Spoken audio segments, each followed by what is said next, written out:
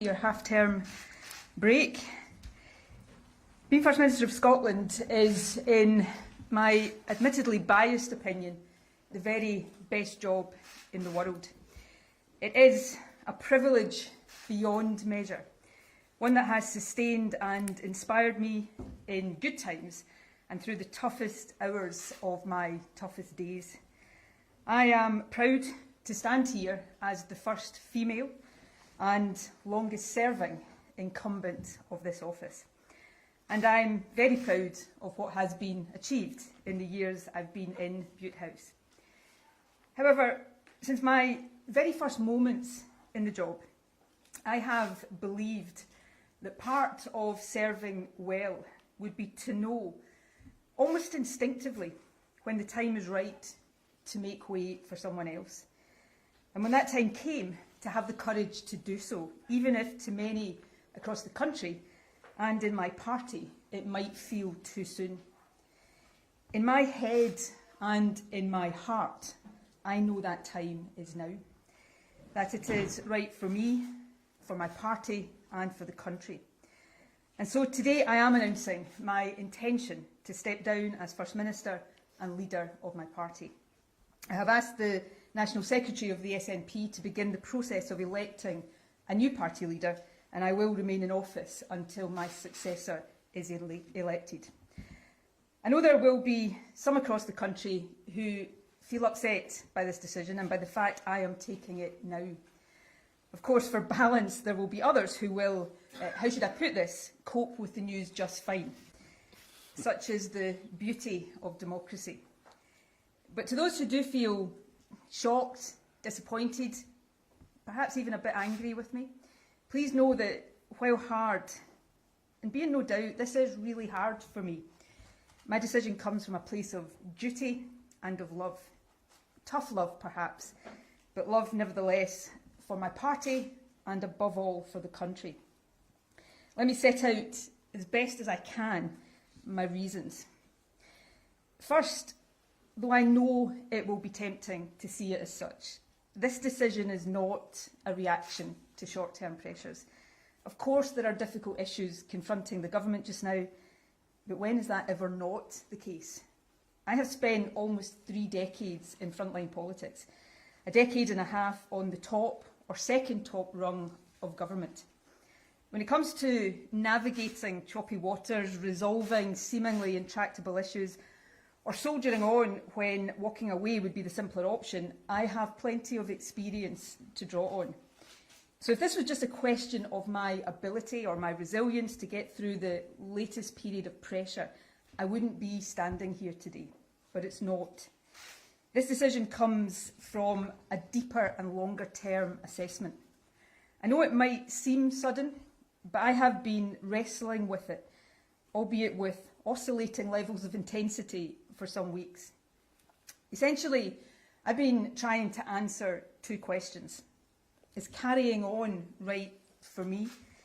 And more importantly, is me carrying on right for the country, for my party, and for the independence cause I have devoted my life to? I understand why some will automatically answer yes to that second question. But in truth, I have been having to work harder in recent times to convince myself that the answer to either of them, when examined deeply, is yes. And I've reached the difficult conclusion that it's not. The questions are inextricably linked, but let me try. I've been First Minister for over 8 years, and I was Deputy First Minister for the best part of 8 years before that. These jobs are a privilege, but they are also rightly hard, and especially in the case of First Minister, relentlessly so. Now, to be clear, I'm not expecting violins here, but I am a human being as well as a politician.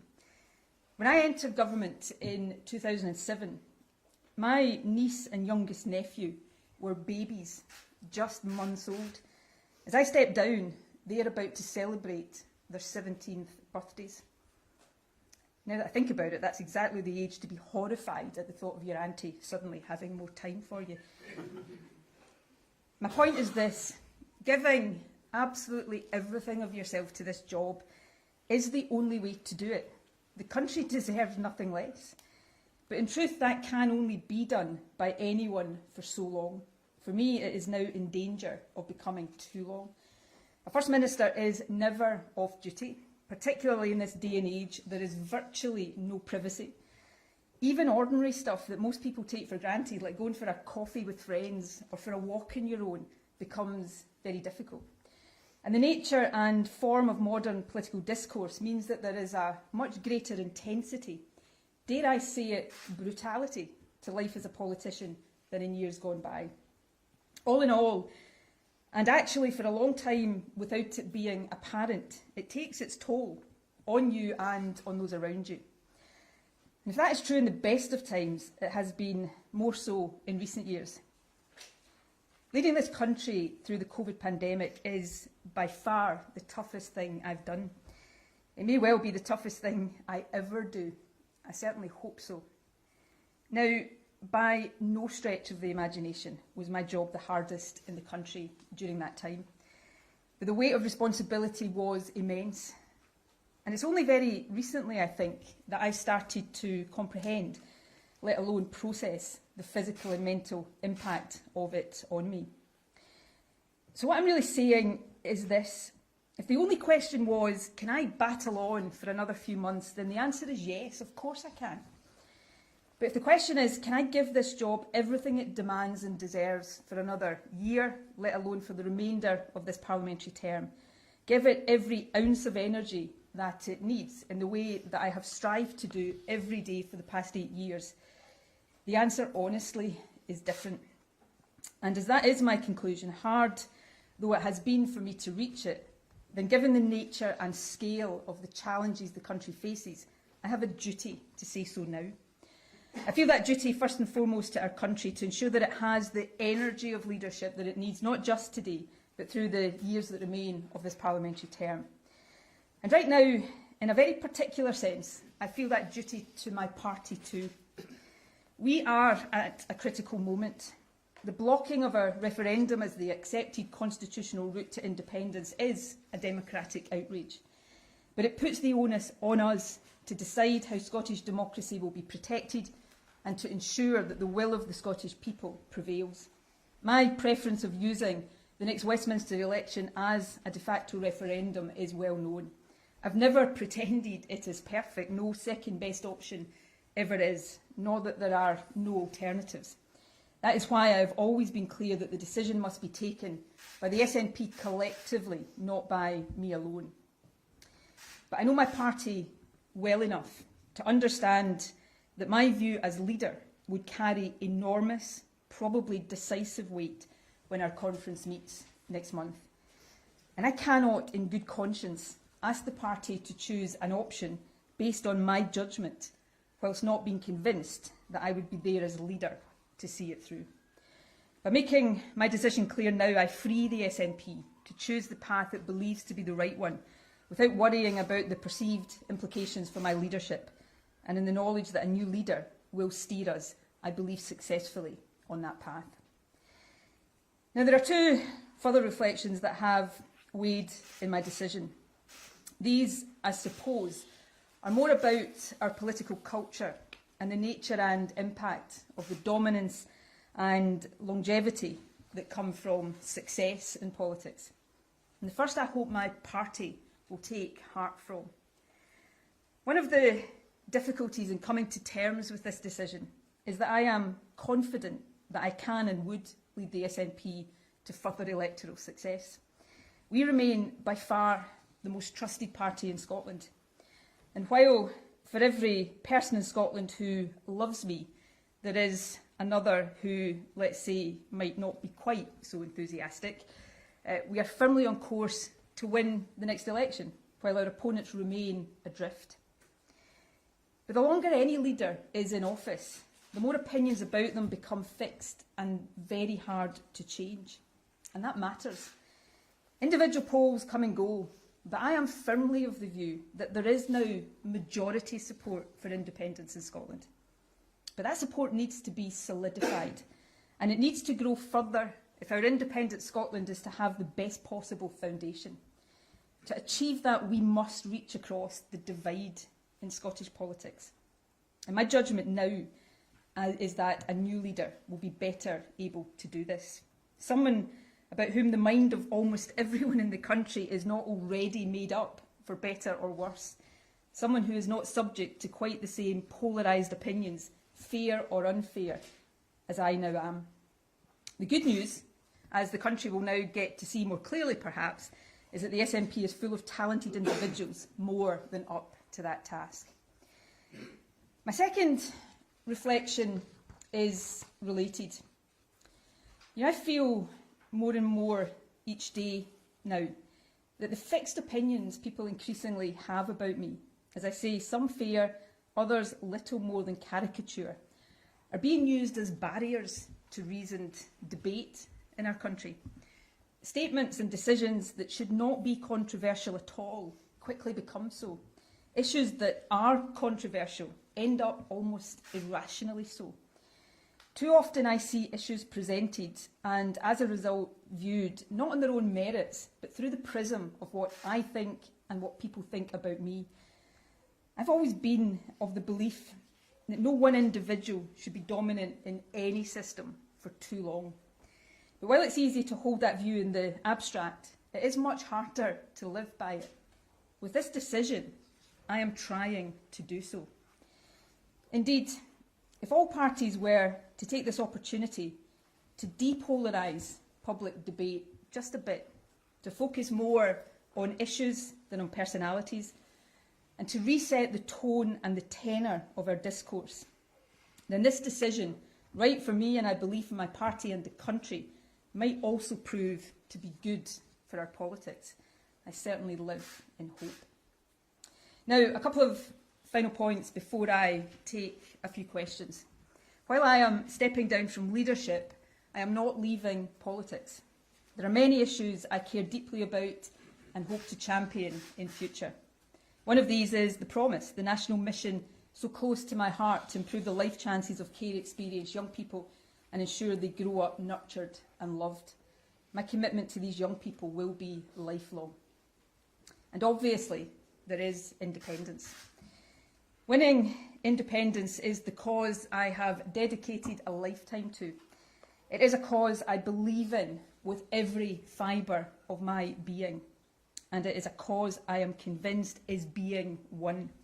I intend to be there as it is won every step of the way. Yesterday morning, I attended the funeral of a very, very dear friend and long-standing independence activist, a wonderful man by the name of Alan Angus. It was actually during that funeral service that I went from being 99% certain about this decision to 100% certain, though I know Alan would not be at all happy to have played any part in my departure, so I'm sorry, Alan. But his funeral reminded me that the cause of independence is so much bigger than any one individual, that all of us who believe in it contribute in different ways at different stages of our lives. Since I was 16, I have contributed as an activist, a campaigner and a leader. And so now, as we look to what I firmly believe is the final stage in Scotland's journey to independence, albeit a hard one, I hope to use all the experience and perspective I've gathered over these years to help get us there. Lastly, there will be time in the days to come for me and others to reflect on what has been achieved during my time as First Minister. I'm pretty certain there will be plenty of commentary on my mistakes as well. I will have more to say before I demit office, but allow me some brief reflections now. Scotland is a changed country since 2014, and in so many ways it is changed for the better. Young people from deprived backgrounds have never had a better chance of going to university than now. Our investment to double early learning and childcare is transforming opportunities for the youngest children. It's also enabling more women to return to work. The baby box is enshrining our aspiration that every child should have the best start in life. Scotland is fairer today than it was in 2014. We have a more progressive approach to taxation. and a new social security system with the Scottish Child Payment at its heart. As the Institute for Fiscal Studies confirmed last week, the poorest families with children in Scotland are now £2,000 better off as a result of our policies. For many in this cost of living crisis, that will be the difference between food on the table and a warm home or not. There are stronger protections for victims of domestic abuse, and Parliament will soon consider legislation to improve access to justice for victims of rape and sexual offences. I will be the strongest possible advocate for these reforms from the backbenches. We've also shown over these past few years what can be done with the full powers of a nation, creating institutions that are part of the transition to becoming independent.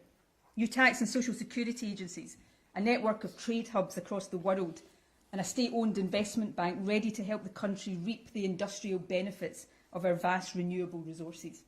There is so much that I am proud of, but there is always so much more to be done. I look forward to watching with pride as my successor picks up the baton. There will also be time in the days to come for me to say thank you to a very, very long list of people without whom I would not have lasted a single day in this job, let alone 8 years. I won't do so today. I might inadvertently forget someone, or perhaps more likely start to cry. But there are a couple of exceptions. Firstly, my husband and family. Few people understand the price families of politicians pay for the jobs we choose to do. Mine have been my rock throughout. And of course, the SNP. Since I was 16 years old, you have been my extended family. Thank you for the honour of being your leader. And it seems to me that 8 emphatic election victories in 8 years ain't a bad record together. Finally, and above all, the people of this beautiful, talented, diverse, at times disputatious, but always wonderful country. We faced the toughest of times together. I did everything I could to guide us through that time, often from my very familiar podium in St Andrew's House. And in return, I was sustained through that period by a wave of support from you that I will remember and value for the rest of my life. So to the people of Scotland, to all of the people of Scotland, whether you voted for me or not, please know that being your First Minister has been the privilege of my life. Nothing, absolutely nothing I do in future will ever come anywhere close. Thank you from the very bottom of my heart.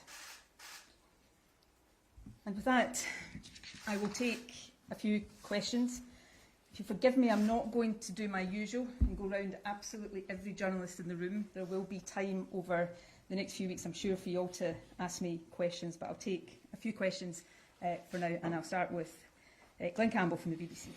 First Minister, if you can't lead Scotland to independence, First Minister, if you can't lead Scotland to independence, who, if anyone, can? And what is the timetable now for your replacement? And on a slightly lighter note, do you now owe Douglas Ross £100 as a result of a bet? I think it was 50, so if he's already inflated it to 100, we may have words there. I will let Mr Ross have the bet. My party will keep winning the elections. On your other questions, on the timetable, that's a matter for the SNP National Executive Committee. I'm sure it will set out the timetable for the election of a new SNP leader over the coming days, and I will demit office when my successor has been elected, and then, obviously subject to the will of Parliament, elected as the new First Minister. And this is a question that no matter how many times you ask it of me over the next few weeks, no matter how many inventive ways you find of asking it, I am not going to say who my preference will be to succeed me. What I do know is that the SNP is awash with talented individuals. One of the things that I've often reflected on is that when a political party, any political party in any country, has very dominant individuals, others, through no fault of the dominant individual, I should say, and not sometimes for the want of trying, often others become a bit eclipsed there. So what I'm looking forward to, and I think the country will enjoy, over these next few weeks is seeing that talent and seeing the array of talent. I believe I have led this country closer to independence.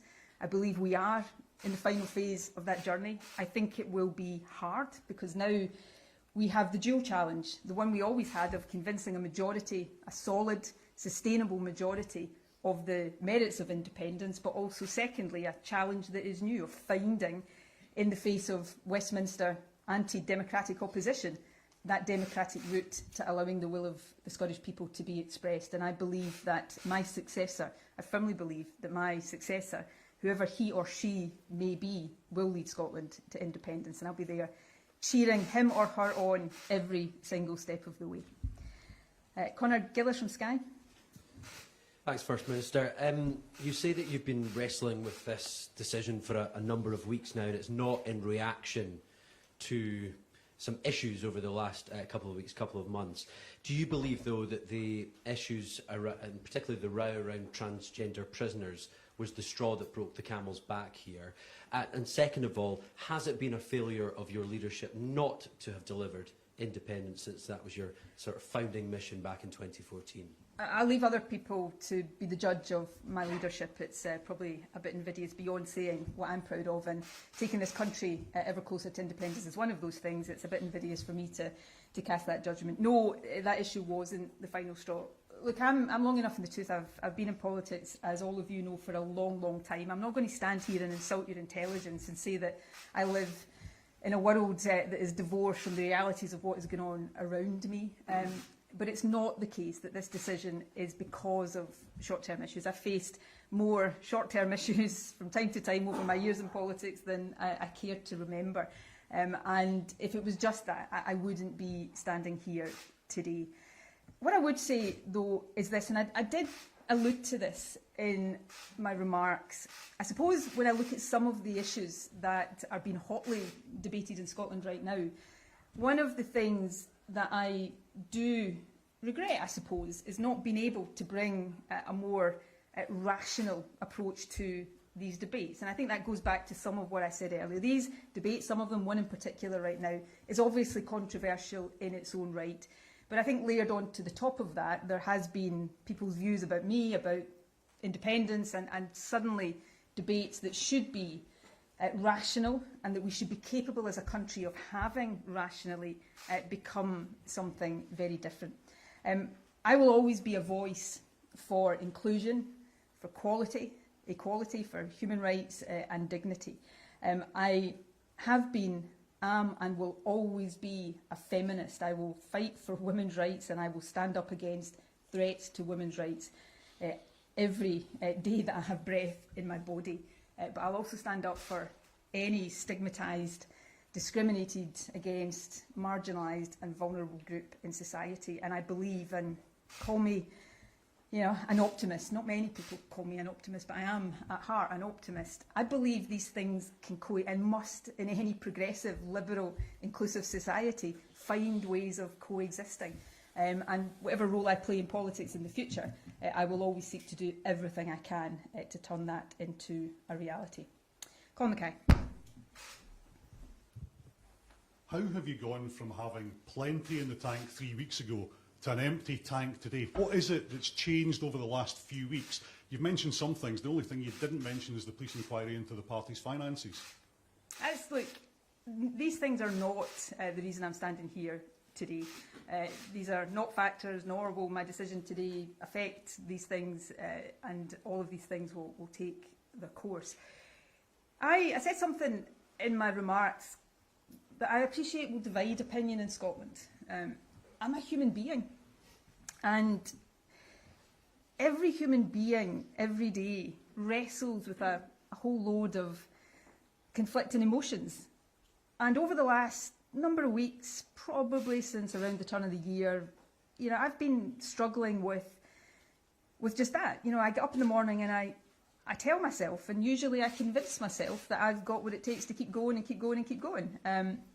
But then I realise that's maybe not as true, and you go through a process of just deciding where it is in that decision you're going to fall, and that's the decision I've come to today. I could go on for another few months, I don't know, 6 months, a year maybe, But I know that as time passed, I would have less and less energy to give to the job. And I can't do the job on anything other than a 100% basis. The country deserves nothing less than that. So that's the judgment I've come to. If that's my feeling, that I'm going to get in a relatively short space of time to where I am today, then I owe it to the country to say it now, so that that new leadership can be in place. And as I said, in relation to my party, I don't want to stand at a special conference, a month or so from now, and ask my party to take my judgment, opt for a path, knowing that I have doubts about my ability to see it through as leader. This is a better thing to do today for me, for my party, and I believe for the country too. James Cook. Thank you. First Minister, I think it's fair to say that the NHS is in a really serious situation. The attainment gap between rich and poor pupils, which you'd said was one of your core missions as First Minister, remains pretty wide. And despite what you're saying today, polls suggest that you have got nowhere near creating a sustained majority for independence. Do you have regrets about one or any of those issues? Oh, again, James, I'm a human being. I don't know if you've got regrets about things in your life. Of course, I've got regrets about all sorts of things in my life. And as I reflect on my time as First Minister, there'll be things I am hugely proud of and things that I regret. And if I had my time again, I might do differently. And forgive me, there'll be plenty of time for me to do that. I'm sure be plenty of time for you to do that, and I'm sure you will. So, yeah, but I'm proud of my time as First Minister. But I'm also proud that I know when it's time to move on and to pass on to someone else. The country, the cause I believe in, my party, everything is bigger than any politician, no matter who they are and no matter how dominant they've been for no matter how much time. Politicians come and go all the time. The country is what matters, and the future of the country is what matters. I'm proud of the part I have played and hope to continue to play in a different capacity in building the future of this country. But I think in terms of leadership, it's time for someone else. I think the easier sometimes thing to do, and the thing that traditionally politicians tend to do, is just to cling on and on and on and on and on until everybody is sort of pushing for you to go. It's harder because there's always reasons not to. Yeah, if I stay a bit longer, I can do this. If I stay a bit longer, something might happen. It's always easier to find the reasons not to make a decision. I think it's better to make the decision when you know in your heart that it's the right one for you and for your country. I'm not sure I want to say this sentence, actually. I will be 53 this year. I entered Parliament, when I was, 29. I've been in government since I was 37. I have literally done this in one capacity or another for all of my life. I've been Nicola Sturgeon, the politician, for all of my life. It's been a privilege. I have done things, met people, gone places, had experiences that I would never have done. I have a depth of gratitude to the party that I lead, to the country that I serve, that I can never find the words to express. But having reached this stage in my life, maybe I want to spend a bit of time on Nicola Sturgeon, the person, the human being, and contribute differently. And does that sound in some ways selfish? I hope it doesn't, because I have given and will, in whatever way I can, continue to give everything I can in service to this country. But I need for me, and I think it's right for the country, to do that in a different way in future, and that is what I'm seeking to do. And the more I talk, the more convinced I am that this is the right decision for me. I take Louise Scott from ITV. I'm going to end up doing what I said I wouldn't do, aren't I? I'm not going to do that. Louise. First Minister, we've heard rumblings of divisions within the party in recent weeks, particularly around certain issues. Ultimately, did you lose trust in your leadership from certain key members of your party? Well, I think you'd have to ask individuals to give their views on my leadership. I think any objective analysis would suggest that that's not true. I enjoy the risk of sounding immodest here, which, as you know, I never like to do. But I, even in times that would be described, have been described by most of you as tough, I enjoy approval ratings after 8 years in government that most leaders would give their right arm for. So, yes, of course, the longer any leader is in office, the more people will find things to disagree with you on, because nobody agrees with any other person 100%. And that concept of, or you know, that whole idea of longevity in politics, the longer you lead, the more, you know, you will find issues that people find it hard to agree with you on. But, you know, I believe I could, if it was just about, can I lead this country forward, certainly the party to electoral success, the answer is yes. But it is much deeper than that, which is what I've been trying to give a sense of today. Who will we have next? Kieran Jenkins. First Minister, you said, judge me on my record, didn't you? You remember saying that in the context of the education attainment gap between the best and the worst off pupils. Now is surely the time to do that. Do you think you failed those young people? No, I don't. You made a promise, you didn't deliver it. The NHS is in a pretty perilous state. Drugs deaths have been catastrophic. When you look back, do you wish it were different, that you could have been more successful in those areas in which you've had complete or considerable control? Well, I'll refer back to a question one of your colleagues asked me about, you know, anybody taking stock of the things they're proud of, the things they wish they could turn the clock back and do differently, and I'll do that. And you know, you use the terms judge me. One thing I can be absolutely certain of is people will judge me. There's been no shortage of judgments on me and, you know, what I've done or not done in office, and I'm pretty certain that will continue. But if you take young people, today, and I remember, possibly including by you, but certainly by plenty in this room, being challenged on this when I became First Minister, about the attainment gap in access to university. Today, we pretty much were on track to close that. If you're a young person from a deprived background, or a background like the one I come from, you've got a better chance than you've ever had before of going to university. At the other end of the education system, that fundamental investment in expansion, doubling early years childcare and education, is transformational. Effects won't be seen immediately, but the effects that will have as children go through the school system are considerable. The NHS, everywhere, health services are under pressure. This country is the only one in the UK that has not faced industrial action in our health service because of our approach to working with those in the service together in partnership to tackle these challenges, and that will continue. So on a whole range of these things, I'll have plenty of time to reflect at greater length, and I'm pretty certain all of you will reflect at length. But one thing is for sure, there will be no shortage of judgment on me and my time as First Minister. Right, we'll take a couple more, and Alan Smith from Bauer is the next one. Thank you, First Minister. You spoke about this has been something you've been thinking about a matter of weeks and not in response to short-term pressures, but at what point did you start to consider it? Was there a particular moment those weeks ago, and who did you have conversations with at that time about whether or not this is the right decision to take? I've been thinking about it.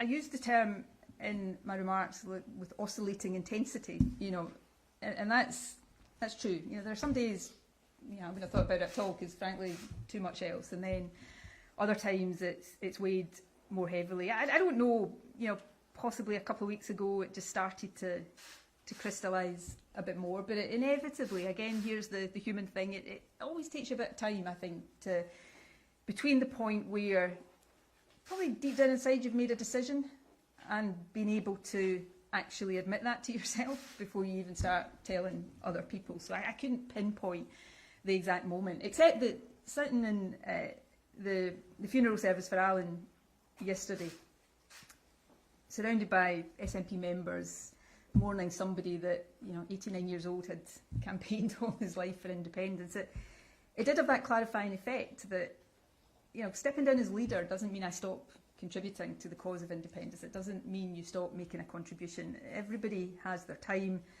and I think in leadership, one of the hardest but one of the most important things to do is know when that time is up. In terms of who I talked about, it obviously my close family, the small number of friends. You know, one of the things in leadership you really, really do learn is who your true friends are in life. And, you know, so if you're one of the small number who, mainly because I wouldn't have been able to tell you without crying over the last 24 hours, I didn't phone but texted this morning just before the news broke. Know you're one of those friends, and thank you for all your support. And Neil Pooran from PA. Thanks, First Minister.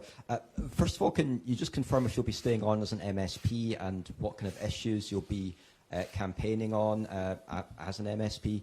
And also, will the cooperation agreement with the Scottish Green Party need to be renegotiated now if you as First Minister are no longer in that role? The cooperation agreement stands. I'm not going to try to dictate anything, or at this stage, certainly not now and hopefully not ever, start to issue unsolicited advice to my successor. I know from experience that's not always something that is welcome. Don't report that bit. But I think the cooperation agreement with the Greens has been a thoroughly good thing for the government, for the country, and I would hope to see that continue. Your first question, which I answered, yes, I do intend to remain in Parliament. I hope to stay in Parliament till, I intend to stay in Parliament till certainly the next election, and like all MSPs, take a decision about beyond that nearer the time of the next election. The other body or people, I suppose, that I want to thank, and was hesitant in doing it today in case I started to cry, are my constituents who have supported me through thick and thin, put their trust in me time and again. My constituency party, what was Glasgow Govan, now Glasgow Southside, that have literally been by my side since 1995, and I look forward to continuing to serve my constituency to the best of my ability. I've given some indication of the kind of issues I'll want to be a voice on. There's some very important reform to the criminal justice system coming forward, I know, around improving access to justice for victims of sexual offences. They'll be controversial. Maybe they could be one of the first tests of a more depolarised political debate, but I will be the strongest, most strenuous advocate for these reforms. Young people, care-experienced young people, I certainly will continue to champion that cause. It's one that got under my skin and into my heart in a way that few other issues did over my time as First Minister. Beyond that, we will see. I'm looking forward to new opportunities, new challenges, and just a new way of living life. And perhaps, above all else, that's what I'm most looking forward to, just a different way of living life, catching up with the people, the friends that I've not had much opportunity to spend time with. But watch this space, there's plenty more to come. Right, with that, I'm going to depart. First Minister, just one factual point. Have you been, or do you expect to be interviewed by the police who are looking into your party's finances? I'm not going to discuss an ongoing police investigation. I wouldn't do that on any issue, and I'm not going to do it now. Thank you.